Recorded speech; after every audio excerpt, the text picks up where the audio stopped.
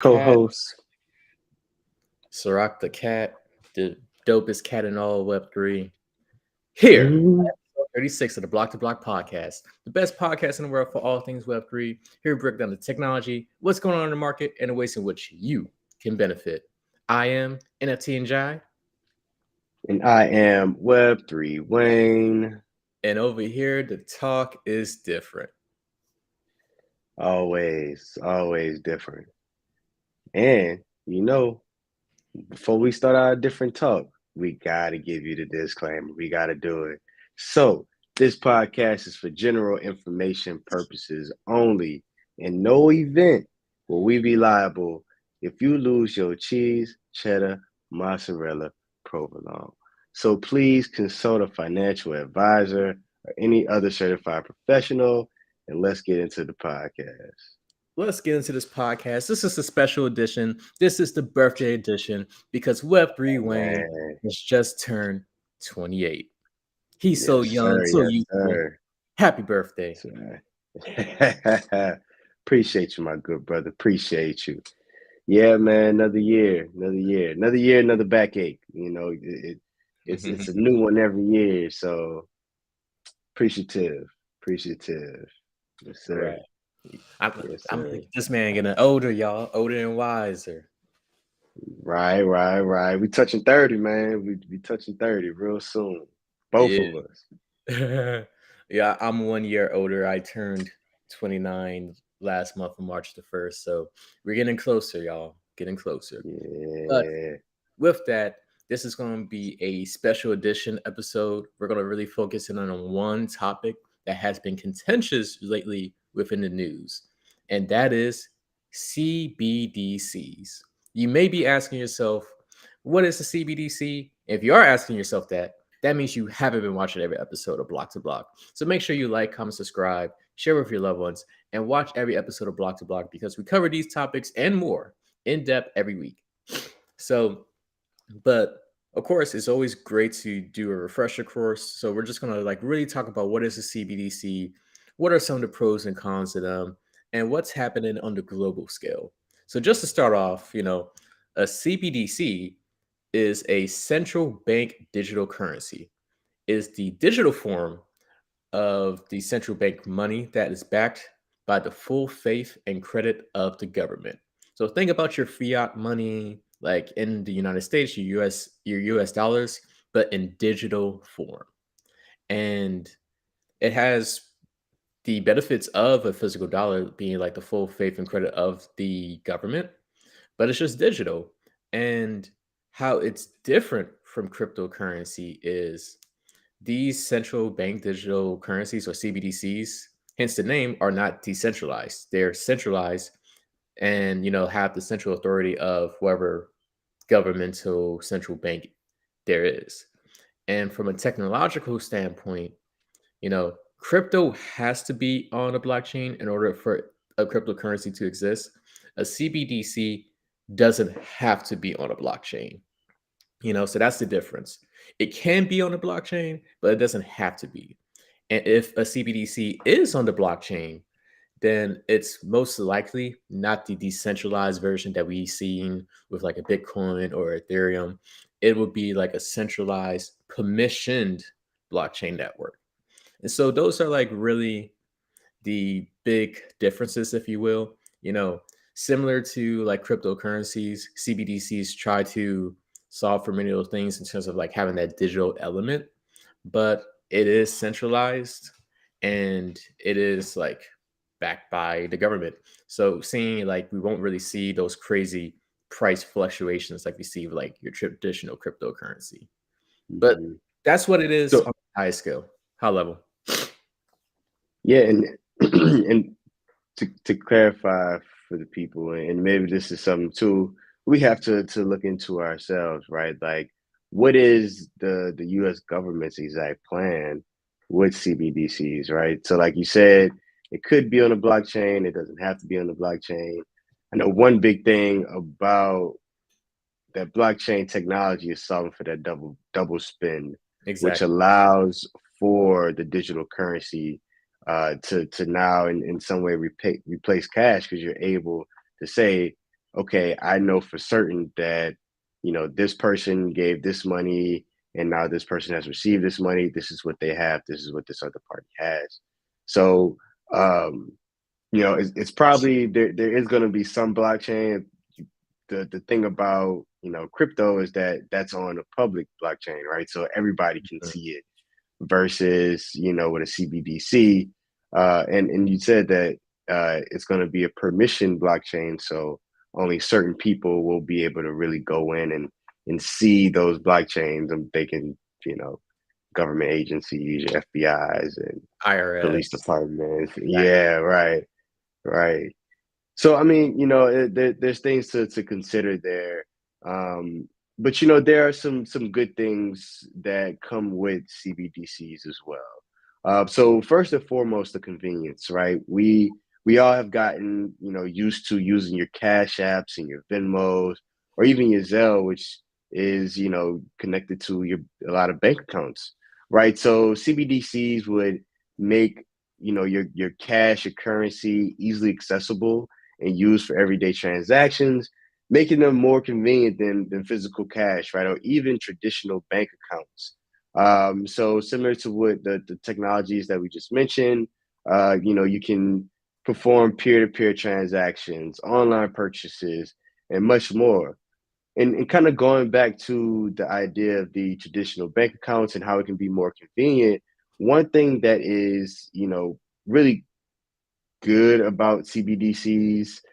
Probably the biggest pro for it is the fact that you don't have to give your money over to a bank, right? You can have technically a government bank account, if you will, or really it's your own personal bank account with your own cash in it. So, really much more of a digital wallet, right? Um, versus you needing a bank account and some third party to verify how much money you have on a digital scale and to verify the transaction. So what money go has gone out, what money has come in. You no longer need that. That can all be handled with your CBDC. And another kind of to that point is the financial inclusion aspect of it, right? So providing access to financial services for a lot of people who are unbanked and underbanked, right? And this is because the CBDCs can be accessed using a mobile phone. That's all that you need. So there's no need again for you to go to a bank and get a bank account. Next, we look at kind of the security aspect of it. So CBDCs are really secure and tamper-proof, which reduces the risk of fraud and counterfeiting. Right. So this pro can also be kind in some aspects. Right. The tracking of money, ensuring that things are what they say they are. People's money moves are what they say they are. And lastly, lower transaction costs, right? So again, taking out the payment processors like your PayPal, your Stripe, or even banks, right? We're lowering those transaction costs to where, instead of having to pay fees plus taxes, now you may only need to pay some taxes to move your money around. So those are really the good things about CBDCs that we're tracking.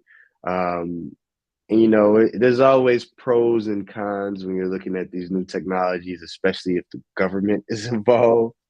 Um, but that those are the good things we can look forward to. Yeah. Mamadi, what are your feelings about CBDCs? Yeah. I mean, I, I should say, what are the facts on the opposite side of the aisle? It's really what I I should got you. say. I got you. Only facts here, logic, rationale, hashtag alternative Most of the facts. time. Just kidding. Just kidding. Real facts. So, in terms of like the cons of CBDCs, right? The other side of the coin here is, first of all, the privacy concerns, right? Being like, okay, with CBDCs, all of this information, all this transaction history can be better tracked and monitored by the government or the central bank. And so there's this concept of this idea of how do you feel about governmental surveillance and even infringement of individual freedoms when it's like the government can see your complete transaction history. And if we recall, here in the United States, like a year or two ago, there was like this big, I want to say it was last year, there was like this really big uproar about like how um, the IRS was looking to increase tax revenue, and so as a method of doing so, they wanted to like tax these payment services like your Cash Apps, your Venmos, and what have you, right? And of course, it's very difficult. Like tax collection is like very difficult to do because there's a good amount of ambiguity that the government has to deal with, and a lot of it is like relying on consumers, us, we the people, to self-report, like, oh, this is the income I made, here are my records, what have you. Well, what if the government doesn't have to do that anymore, and you can see your exact transaction history, right? You don't even have a fighting chance no more when it comes to tax time, or just in general, right? Like this idea of a central authority seeing everything that you're spending your money on. So privacy concerns are like one big thing. Another big thing in terms of a con would be potential cybersecurity risk.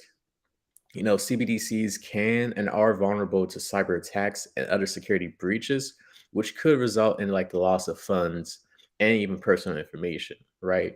So, what happens and what are the protections in place if somebody hacks your account, especially if there is no intermediary involved like a bank and you just have like a digital wallet on your phone and that gets hacked, right? Like how do you go about protecting yourself and what happens in terms of like recovering those funds, right? So cybersecurity is a big risk. Just like anytime when we have technological innovation. Another con is just like that disruption to the traditional banking system. With CBDCs, you technically don't need an intermediary, right? It could just be a relationship with you and that central bank, right? Hey, everybody, make sure you have a smartphone or some kind of mobile phone. Here's your digital account, and voila, there you go. And theoretically, you don't need a bank, and that alone provides like a lot of disruption to the banking system. And so that is something that has to be like really evaluated and prepared for on like a larger scale. And then finally, like implementation challenges, right? In order to introduce and implement CBDCs at a large scale, you need significant investments in like technology and infrastructure. And if your country doesn't have like a comprehensive game plan on how to even deal with like these digital assets and this tech, right? Like we see here, we still don't even have comprehensive crypto or crypto assets framework in the US, right? I mean, shout out to the European Union, they just passed theirs, but you need to have like that investment from the regulatory side and that monetary side from like technology and infrastructure. So it is very costly and takes a lot of investment and time to implement CBDCs at a large scale. But yeah, those are like the cons at a very high level. Hmm. Do you want Okay. Uncle Sam seeing all your transaction history, Web3 Wayne? Hey man, listen. I don't think so, but if they're gonna use this as a tax ploy, it's the first thing that come to mind for me. If they're gonna use this as a which I'm sure they will, right? Like that's the ultimate play. I wanna see some, reverse transparency, man. They can't just, get all this access to what I'm doing and then, on the opposite side, they're still doing whatever with, their funds, um, or with our funds, I should say, like funny enough, it's gonna be quoting, a rapper, the good brother J. Cole, but he Yep. was like, if we could vote on from a phone, if we can, vote on what exactly our taxes are going to, right? What is our money directly going to? I think that would be a good reverse side of it, right? Because you now have, and that's where the argument for the blockchain and having a public blockchain that everybody can see and access, that argument comes into play. Because at that point we can see, all right, this is the money that I've paid in taxes, and this is where it's going. I think that's where a lot of us kind of get mixed up. I mean, first of all, nobody wants to just give their money to the government. We're gonna be honest there, but if we are, right, we want to make sure it's going into the right places, and it's not just funding some lavish lifestyle for a senator or somebody like that. Exactly. Um, so, Shout out do I to want them to track? Not at all. shout out to the senators that are living a lavish lifestyle with our tax dollars. These are Facts. just jokes. But That's yeah, J. Cole, one of a great lyricist, that was a line that really stuck to me, especially when I started learning more about blockchain and saying, oh, yeah, this is an implication of like the technology, right? That worldwide transparency, at least on the governmental level. And yeah, so, yeah, man, it really just depends on especially how each country decides to go about it. And speaking of countries, let's see how CBDCs are being adopted on a global scale. So currently, 114 countries representing over 95% of global GDP are exploring CBDCs. This is a massive jump from back in May of 2020 when only 35 countries were like exploring the concept of having a CBDC. And going back to like why we say watch every episode of Block to Block, I believe it was the one we did during Thanksgiving when we talked about like how at I want to say it was the G20 summit, right? Of how India was like presiding a lot over the crypto talks, and they don't like the idea of decentralized cryptocurrencies at all, but they were huge proponents of having CBDCs and stablecoins that are like backed by the government. And so these concepts of like Web3 and crypto are being talked about all the time. And this is the response. 114 countries are actively exploring, hey, what does it look like if we had our own CBDC?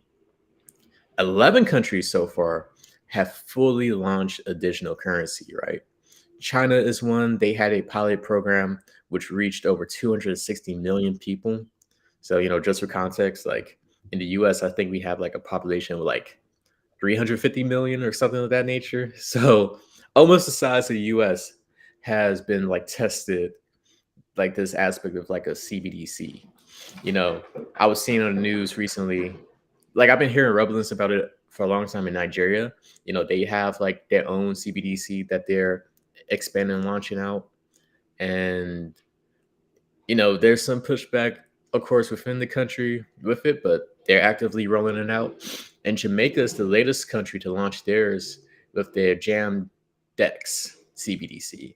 So we have countries that have fully launched CBDCs. 114 are actively exploring, and we have 11 use cases in real time using them. You know, there's definitely a lot of CBDC considerations as well because, when it comes to like the geopolitical climate, when we see financial sanctions on countries like Russia and like some of the BRICS nations getting together, BRICS and other nations as well, saying, hey, we don't want to trade in like the US currency, let's trade in like each other's currencies. Like CBDCs are starting to become a big talking point, right? Because it can really help with those cross-border payments in real time. Um, you know, just a lot going on. 18 of the G20 countries. So these are like the top 20 economically powerful countries in the world. They're in the advanced stages of CBDC development. And so yeah, overall, like globally, this isn't like a fad. It's not just like the new thing on the block. It's something that's being actively explored on a global level and can be here to stay. So with that, Web3 Wayne, what's happening here in the US? yeah. And NFT and Jai, I think that it's important to start with where you uh started us at, which is really on the global scale what's happening, right? So we're seeing uh, a lot of countries start to move away from the dollar. A lot of countries are exploring the CBDC route, and I think for the U.S., it's going to take us many years to get a CBDC online, and up and running. Um, but the U.S. has taken the first step. Hold on, excuse me. Them allergies, huh? Allergies kicking in. We call those the birthday allergies. Yeah, we're just gonna give Web3 Wayne a quick moment here, but this stuff is very interesting, right? And it's important because he's about to talk about some of the first steps, which we talked about a couple episodes ago. So, very, very fascinating stuff. Yes, sorry about that. Woo! It's allergy season. You see, you're getting Is once you get closer to 30, the allergies get worse. man, they be out for you. They be out for you for sure. But what I was getting at is the U.S. has taken the first steps to really, step into this new digital future that we're exploring with the advent of Fed Now, which is launching in July. And Fed Now will be the technology that enables instant payment. So this is not the launch of a CBDC, but this is the framework, if you will, the infrastructure that will allow for CBDCs to become a reality. So the U.S. has taken the first step with the creation and launch of FedNow, which is coming in July. And so, with the U.S., I think there's one big hurdle that they'll have to get over is, there's about 83% of the country with a bank account, right, that uses a debit card, and there's about 73% of the country that has a credit card, right? So there's still about 17% of people that doesn't have a debit or credit card. And, that's, many million people, I believe, probably around with 50 million approximately, if it's 350 million total people. Um, and so with that, there's still a lot that needs to be done to get the rest of those people to step into this new era of a digital currency, and using mobile payments. A lot of those people use physical cash right now. And so it's going to take time for that transition to happen, for CBDCs to truly become a thing. I think there is, some space for CBDCs to kind of slowly begin to creep into, our everyday life. I'm sure we'll see something over the next 3 to 5 years. We'll start to see more and more, CBDC come to the forefront, especially with other countries again moving away from the dollar. I think that puts the U.S. in a position where it has to continue to innovate and stay on top and stay in front of these other countries. But even with that, the political attitude around CBDCs are mixed. So, Senate Committee on Commerce, Science, and Transportation introduced legislation that prohibits the Federal Reserve from developing a direct-to-consumer central bank digital currency, which could be used as financial surveillance tool by the federal government. Right. So we see here that we have people on the government side that is a little bit against it, right, because of the surveillance aspects that we talked about earlier. To quote, the federal government has no authority to unilaterally establish a central bank currency. This bill goes a long way in making sure big government doesn't attempt to centralize or control cryptocurrency and instead allows it to thrive in the United States. We should be empowering entrepreneurs, enabling innovation, and increasing individual freedom, not stifling it. I think that is a great, great quote, of just showing how even those within the government can see that this CBDC can be a way to increase government control over the individual. Very much against what the U.S. says they're about, or we're about, I should say. Um, and we've even seen some presidential candidates speak out against it. So Robert Kennedy, who is a Democrat and recently announced that he'd be running against Joe Biden, came out and spoke out against CBDCs and their harms.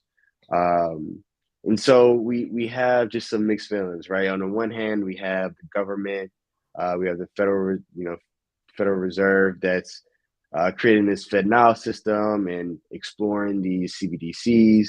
And on the other end, we have, congressmen and potential presidential candidates um, who are speaking out against this technology and how it could boost big government. It can be used in the wrong way. So interested to see how things play out. I think at the end of the day, there's going to be some move towards CBDCs just because of the global landscape of it, and all the great things that come with it. But at the same time, we'll just have to sit back and, well, not sit back, actually. We'll have to make sure that we're following this, we're on top of it, and we're understanding that the right types of bills and laws are being passed to protect the everyday person from government oversight or government overreach. So that's what's going on in the U.S. That's what you can be expecting, and that's how you should be, tracking what's going on with CBDCs in the U.S. Man, perfect. Thank you for giving us that context of what's happening here domestically.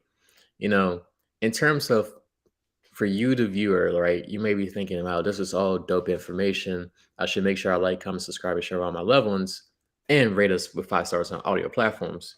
But you're probably thinking, like, okay, well, what does all of this mean for me? When it comes to the world of Web3, specifically cryptocurrency in itself, it's a big question you have to answer for yourself, being, okay, what's the true value of cryptocurrency at this current phase when it relates to how I intend to use it? Meaning, here in the US, right, we have the US government bringing out Fed Now, which should be, up and running by July and, going off into like next year, right? This idea of like instantaneous payments, right? Gone would be like the days of the automatic automated clearinghouse or ACH system where it could be like 2 to 3 business days when you do a transfer. It would be like instantaneous, right? Similar to what we see with like cash apps or even like crypto transfers. So we have that. And then we also have this idea of CBDCs, right? We see on a global level, it's being really paraded. You know, in the US, there's still some debates happening, but I wouldn't be surprised if it gets approved of within the upcoming years. And you have essentially a digital currency without the volatility and the risk of, let's say, a Bitcoin, Ethereum, Matic, what have you, right? And so it does beg to question, okay, what's the true value of a crypto when it comes to like the currency aspect? Not saying that cryptocurrency isn't valuable at all, but for those who are into like investing in crypto, definitely take all these considerations into your decision making process before you decide to spend your money into a particular crypto project. Your Bitcoin is still always going to be good and it's here to stay. Your Ethereum's as well. The top chains or the top coins are, reliable from what we've seen. But gone are the days in which you can just put your money into like any random crypto willy nilly, right? Like is, as we said in like previous episodes, it's always important to see what's the governmental attitudes and regulatory actions that are being taken into place, because as you can see, the government has successfully said, oh, this crypto stuff is trash, it's risky, this, that, and the third. But then now they're bringing out their own versions of it, right? And So this is not financial advice. This it's is not financial informational purpose advice, only. and it's not Bring this to conspiracy your theory. We're just saying facts. bring this to your financial advisor. Let him listen, and then both of you do more research and figure out what's the best thing for you. So Exactly. But not to NFT and be dry, yeah, to be a conspiracy theorist or gloom and doom. These are just the facts of what we're seeing, right? yeah, Crypto got yeah, propped it up. A lot of bad actors ruined the system, unfortunately, when we've seen like yeah. crypto exchanges crash, cybersecurity issues, volatility in prices, all this, negative activity. And now we're seeing the government rolling out their own version saying, like, hey, you can have instantaneous payments and you can have your own digital coin that's backed by the US government. Right. Defeated the whole idea of decentralization to begin with, right? That we all talk Yeah. about. when crypto first came out. So just something to consider, think about. But let For me get off sure. my soapbox. Cool, man. Yeah, great conversation around CBDCs. You know, definitely a lot of great takeaways here. But I think with that, that's all we got for today. Good peoples. My Entity and Jai, appreciate you. Y'all don't know he is the producer of this show and always comes through with the fire topics. So kudos to you, man. My birthday, just want to say how much I appreciate you, all that you do for this podcast, but also for our business as a whole. If you don't know, we are co-founders of Relink, which we've launched Timbucktoo under that. So a lot of things going on outside of just shooting the podcast. And NFT and Jai is always a rock star with that. So on my birthday, man, appreciative to have amazing co-founder and more importantly, friend in NFT and Jai. And man, with that, Web3 Wayne is out of here. Peace. Thank you for your kind words. You must have seen the rollie that I gave you for your birthday. Just kidding. Imaginary rollie. I'm manifesting a rollie for you. Yeah. Yeah. I like Appreciate that. I you like all. that. Appreciate you all. This was another fire episode. We don't miss an episode, even on birthdays. Everybody wish your well wishes to Web3 Wayne. And with that, I'm NFT and Jai. Peace.